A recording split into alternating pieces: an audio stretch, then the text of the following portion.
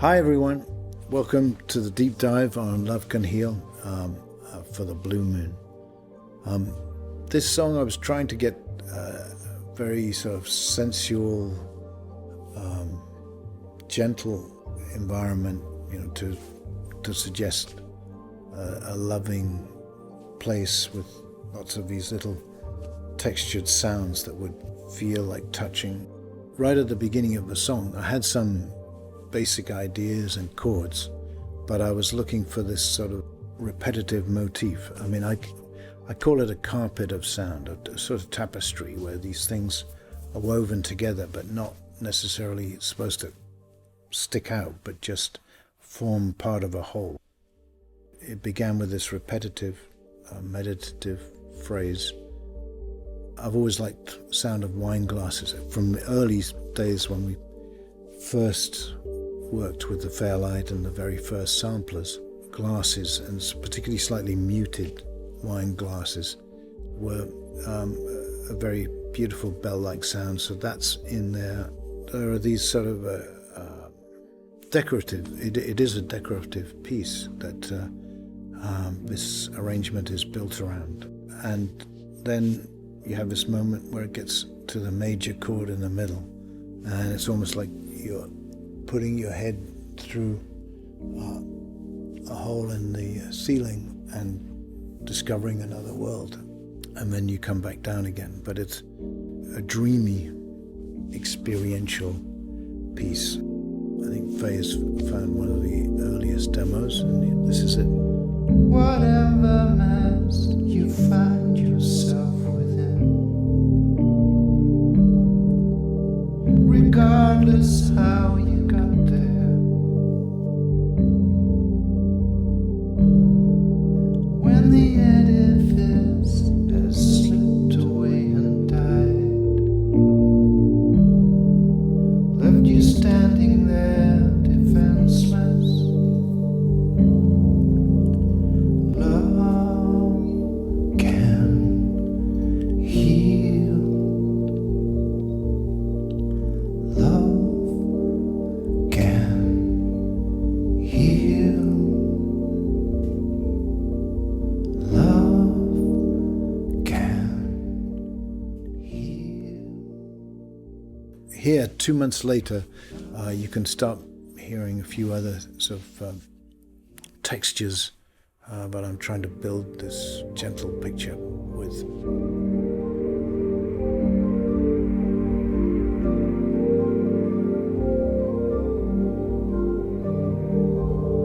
Whatever mess you find yourself within,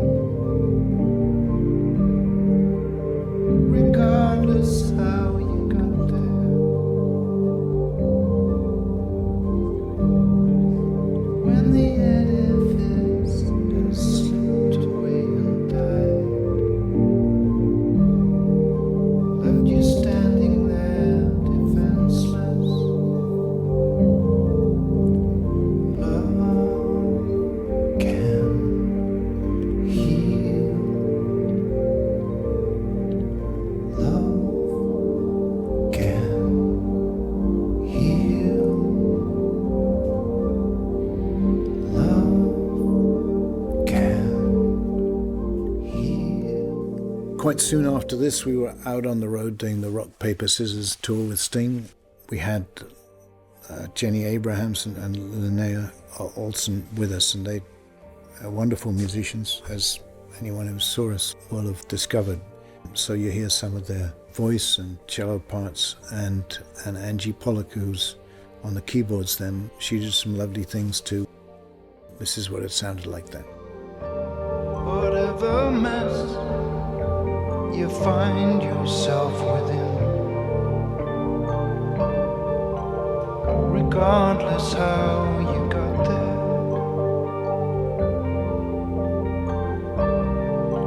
when the edifice has slipped away and died, left you standing there defenseless.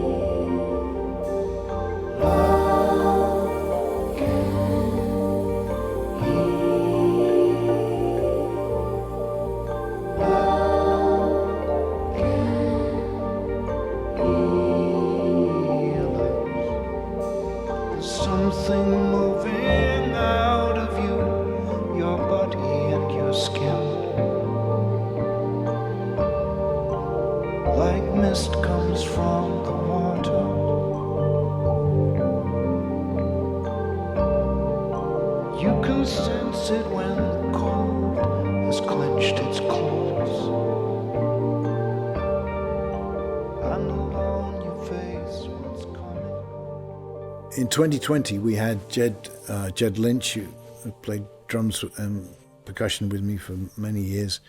He came down to help me work on a few tracks with percussion, and there were a few things here that I liked and tried adding.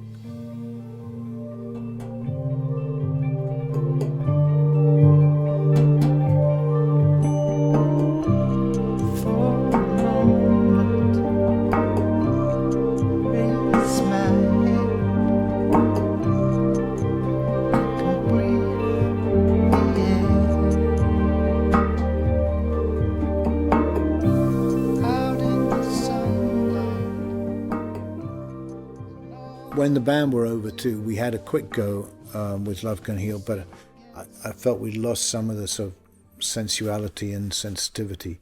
But just for the curious, this is how it was sounding then.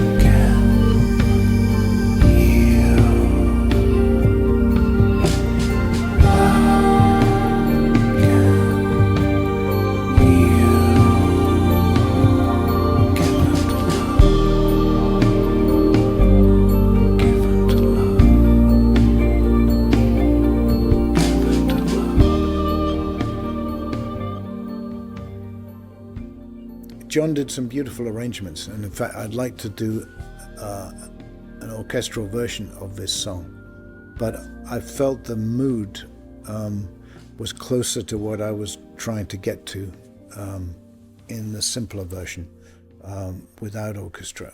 So yeah, Linnea made it through to the final version, and yeah, it just feels more intimate. This is how it sounded with orchestra.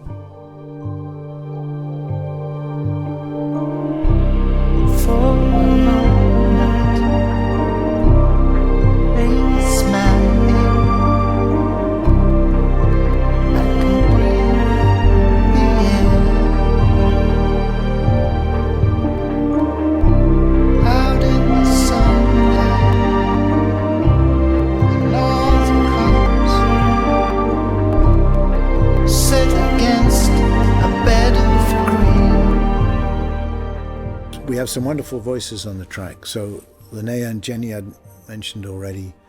My daughter Melanie did some singing, but I think that the dominant voice is now Raina Connolly from The Breath, who recorded down here, and I think she's got an extraordinary voice.